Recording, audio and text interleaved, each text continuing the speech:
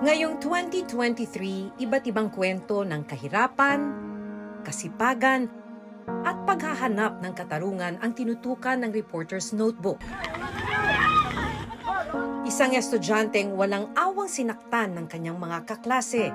Bigla po akong sinapak ng 2 beses. Hinawakan na po agad ako sa kamay ng 2. Hindi na po ako nakagante kasi po nanghihina na po ako.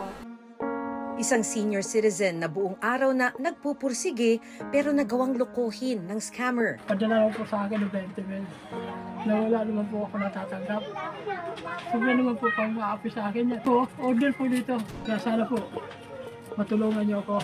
Isang matandang tindera ng Sampaguita na nalubog sa utang. Bihingilan ng pagkakataon kaya ako lang naipasok yun. Wala, gipit eh. Wala naman ako malapitan dahil mga kamag-anak ko, mga patay na. At isang bata na nakahanap ng diskarte sa ibabaw ng isang footbridge. Habang sa tulay ako, susulat po. Inihintay ko para magbigay mga tao. Barya po. Kumusta na kaya ang kanilang kalagayan? Ngayong Pasko, may mga simpleng regalong hatid ang Reporter's Notebook para sa kanila. Pagsaluhan nyo na ito. Marami po salamat. Salamat po. Merry Christmas.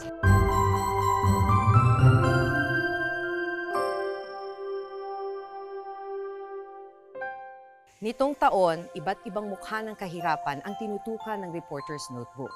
Noong Oktubre, nakilala ko si Mika, isang batang nag-viral sa social media dahil sa halip na gumawa ng homework sa bahay, pinili nitong maglagi sa isang footbridge sa Quezon City. Sa footbridge na ito, araw-araw makikita ang 8 taong gulang na si Mika, hindi niya tunay na pangalan. Ito ang nagsisilbi niyang tambayan pagkagaling sa eskwelahan. Dito na rin daw niya kasi ginagawa ang kanyang mga assignment. Ano yung sinusulat mo? Sorry. Ganda naman ang sulat mo ha. Anong homework daw? Ano yung kailangan mo daw gawin?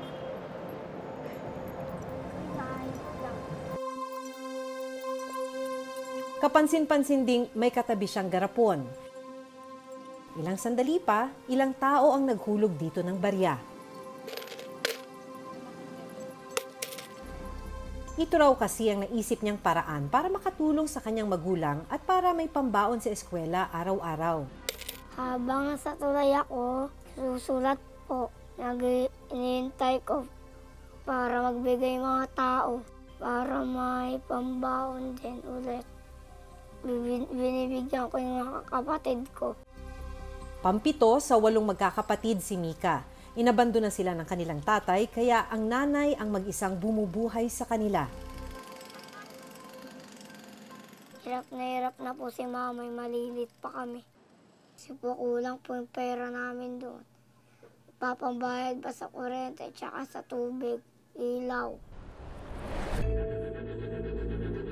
Pero may pagkakataon daw na natatakot siya habang nasa footbridge. Ano yung kinakatakot mo habang nandito ka? Kasi baka mahulog po ako. Pag natatakot ako, makakit na lang ako. Tinitaste ko na lang takot ko para makapwesto na ako doon. Sa ibaba ng footbridge, nakapwesto ang maliit na tindahan ni Mika. Dito ko naabutan ang kanyang inang si Grace, hindi niya rin tunay na pangalan. Parang yung ginagawa po ni parang naglilimos na rin. Opo, parang gano'n na rin po. Naawa naman po ako sa mga anak ko, ma'am. Kaya lang, wala po talaga eh. Tulad niyan, nangungupahan kami ng bahay. Bahay, kuryente, tubig.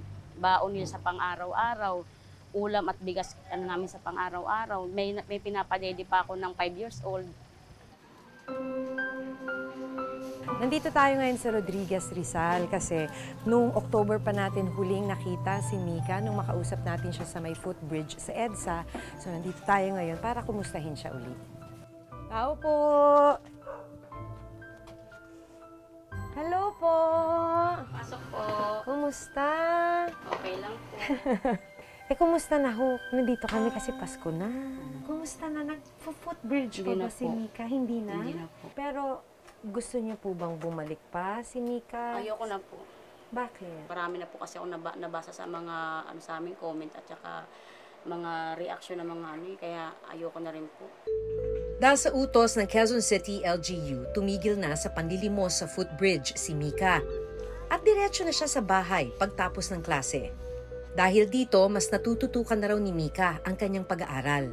Simula nung hindi na nakatambay sa footbridge, kumusta? Ayun po, nakapag-aral na po siya ng maayos. Kaya lang parang hinahanap pa rin po niya yung ginagawa niya dati. Sabi ko na huwag na kasi ayoko makulong kasi gumawa ko ng kasulatan na hindi ka na pwedeng pumunta ng tulay. Kumusta school? Okay lang. Di ba dati nag-homework ka dun sa footbridge? O ngayon, saan ka na nag-homework? Sa school na. Ang ina ni Mika sa pagbebenta ng ampaw, umaasa ng kita ngayong Pasko. So, paano ho ngayon? Yun po, Paano wala. yung... Tsaga lang po ako magtinda ng ampaw. So, ramdam yung pagkawala nung nakukuha ni Opo, Mika. wala na po, hindi na po ako nakakaipon. Kasi doon ko rin po kinukuha yung pambayad ko minsan ng bahay, pambayad ng kuryente, tubig. Ngayon po, pag bumapasok sila, wala nang baon. Minsan may baon, minsan wala. Kaya sabi ko, Lord, hanggat kaya ko, kakayanin ko para sa mga anak ko. Ayan! Merry Christmas! Po. Merry Christmas! Eto bigas. Merry Christmas! Eto pa po! Salamat po. Merry Christmas! Sa buong bansa, umaabot sa 17 milyong estudyante ang nakararanas ng iba't ibang paraan ng bullying. Papataas ito nitong mga nakalipas na taon. Kabilang narito ang isang nag-viral na video na away ng ilang kabataan sa Pila, Laguna, Hunyo nitong taon. Sa cellphone video na kuha noong June 22 sa Pila, Laguna, makikita ang walang awang pananakit, pananabunot at pagkaladkad sa isang batang babae. Ang ilang nasa paligid, tila nanunood lang. Lumalabas na ang mga nag-aaway pumapasok pala sa iisang eskwelahan.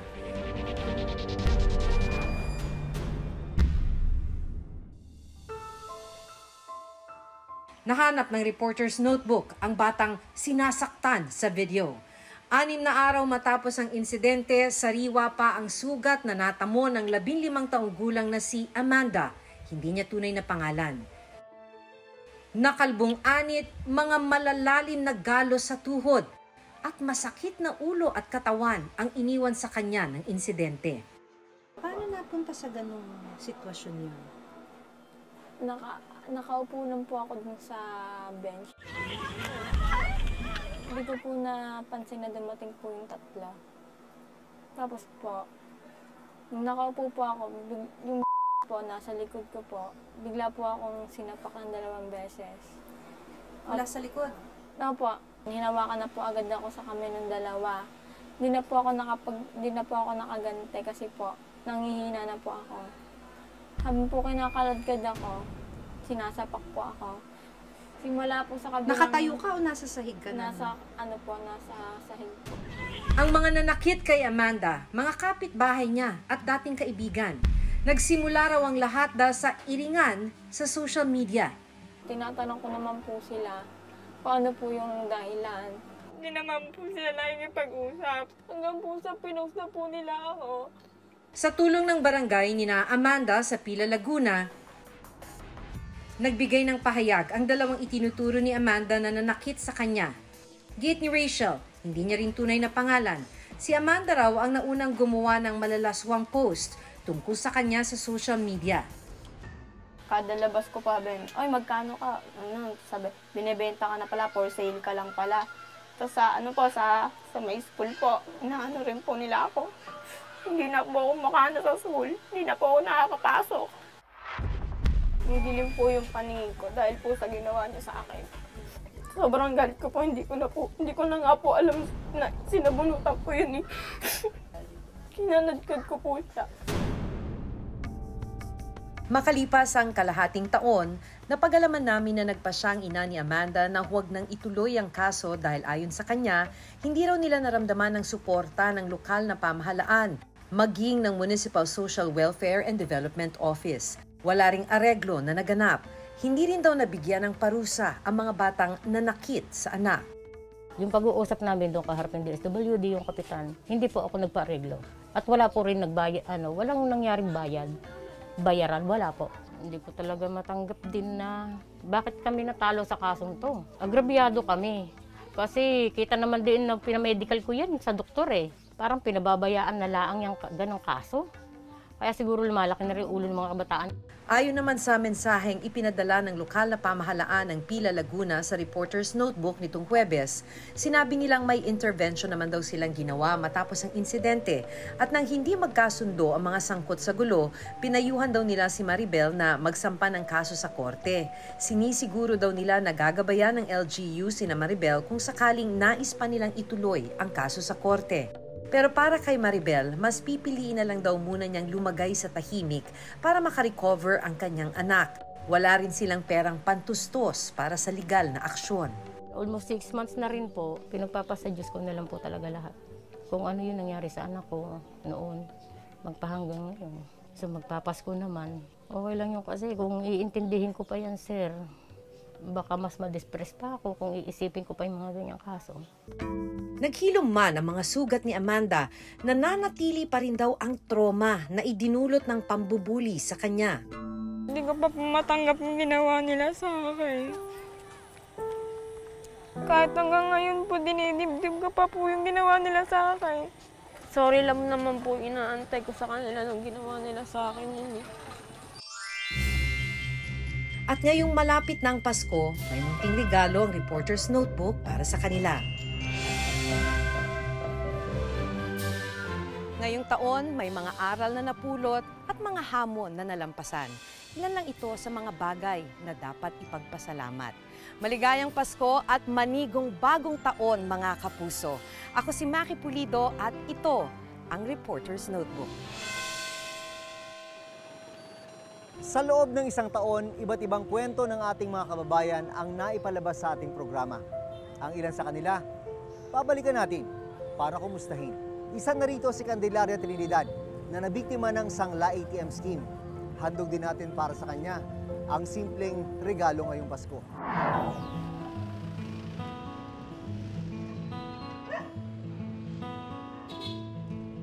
Sa harapan ng isang simbahan dito sa Pasig City, tinitiis ni Nanay Candelaria ang init ng araw habang nagtitinda ng sampagita. Halos 10 taon na niyang hanap buhay ito. Mahirap pagka yung wala ka malapitan. Kaya yung sampagita ko, hindi ko matigil. Maray ka na mimit na tao. Madami suki mo. Kada araw, kumikita si Nanay Candelaria ng 200 pesos, pero kulang na kulang daw ito. Salamat! Bago maging tindera ng sampagita, nagtrabaho bilang isang janitress si Nanay sa isang mall. Pero taong 1991 nang matanggal siya sa trabaho. Nakatatanggap si Nanay Candelaria ng 2,400 pesos na pensyon kada buwan mula sa Social Security System o SSS.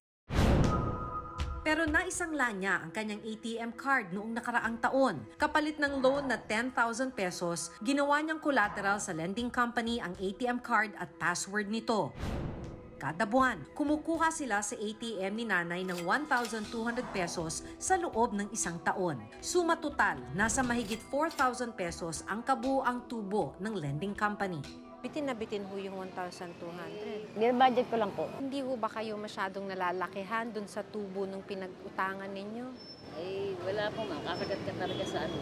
Kasi wala ka naman mautang. Pag-uwi niya, dito ko na lamang nakikitira lang pala si Nanay Candelaria. Ang masaklap, dahil hindi na siya kasya sa loob ng bahay, sa itaas ng bubong naglalatag ng karton at nagpapahinga ang matanda. Eh, kasi wala akong pupwestohan doon sa labas eh. Kasi baka mainit, kaya dito ako sa bubong. Saka presko dito. Maglang uulan, okay lang. Pag umulan, takbo sa baba. Ngayong araw, muling bumisita ang Reporter's Notebook kay Nanay Candelaria. Kumusta na po yung naging buhay ninyo? Eh, nagtitinda pa ulit. Dati pa rin. Ganun pa rin. Eh, wala po kasi pagkukulang. May dito na.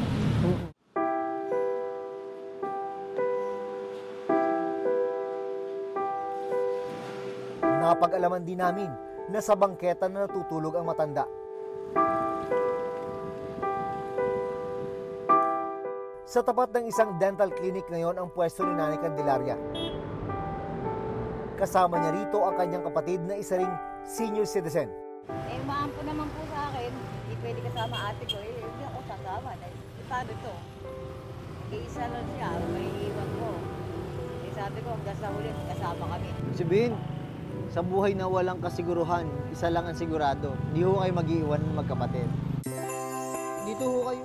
Meron po kaming maliit na regalo para sa inyong dalawa dahil nakita po namin yung katatagan ninyong magkapatid na sa kabila ng mga problema sa buhay, hirap ng buhay, nandyan pa rin po kayo. Kahit saan kayo abutan, kasama po kayo sa hirap at hirap. Maraming po salamat. Oo.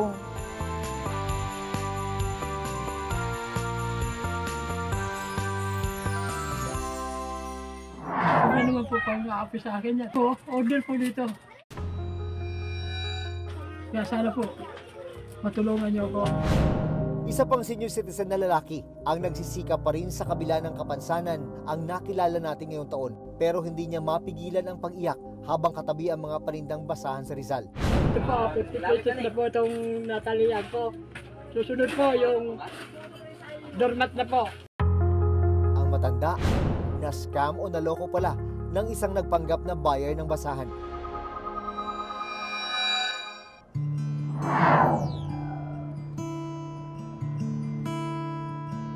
Dito sa Montalban, Rizal, nahanap namin ang matandang lalaki na nag-viral sa social media habang umiiyak katabi ang kanyang mga panindang basahan.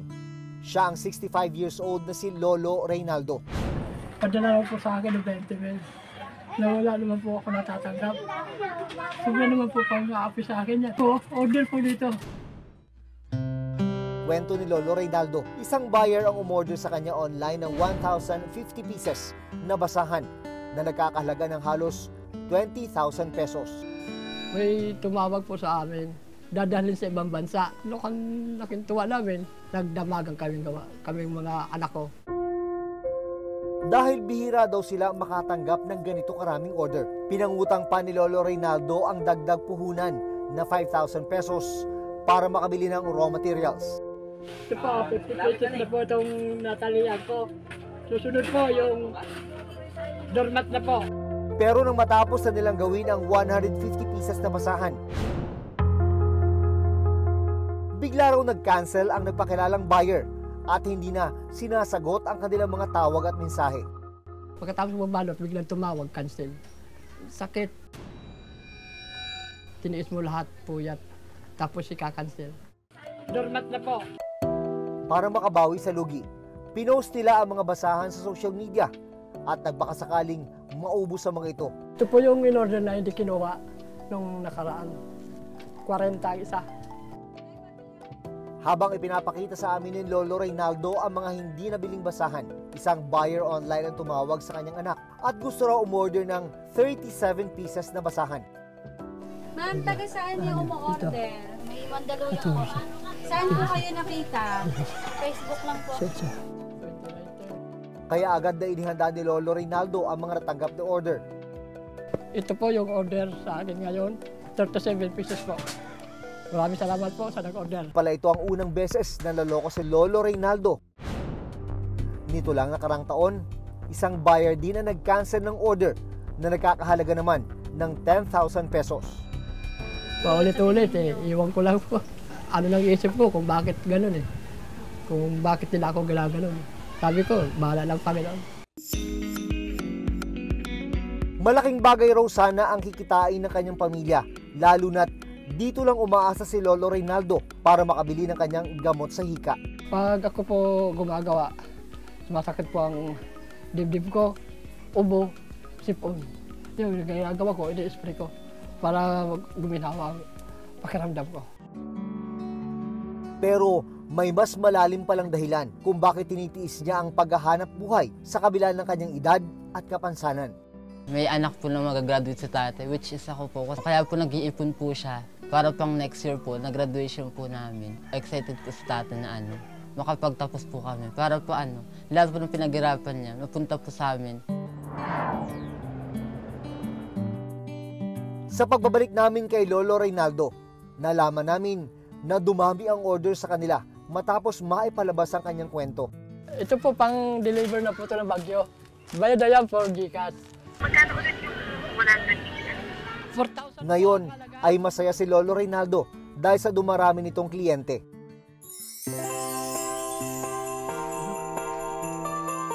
Ngayong papalapit ang Kapaskuhan, handog namin ang simpleng sorpresa para kay Lolo at sa kanyang pamilya. Maraming salamat po sa reporter mo na nagbigay sa akin ito. Malaking bagay na po ito. Maraming salamat po. Ngumiti kami. Wow! Wow! Marami akong ulam. Oh, may handa ko sa Pasko. Hindi na ako bibili. Dahil gagamitin ko po ito sa Noche Buena. Sa mga tulad nila, Lola Candelaria at Lolo Reynaldo na hindi pa rin tumitigil sa paghahanap buhay sa kabila ng edad. Saludo kami sa inyong katatagan. Kaya naman sana matulungan sila para mapabuti ang kanilang buhay at hindi na sila maging biktima ng mga mapagsamantala. Maligayang Pasko at isang manigong bagong taon, mga kapuso. Ako si Jun Veneracion at ito ang Reporter's Notebook.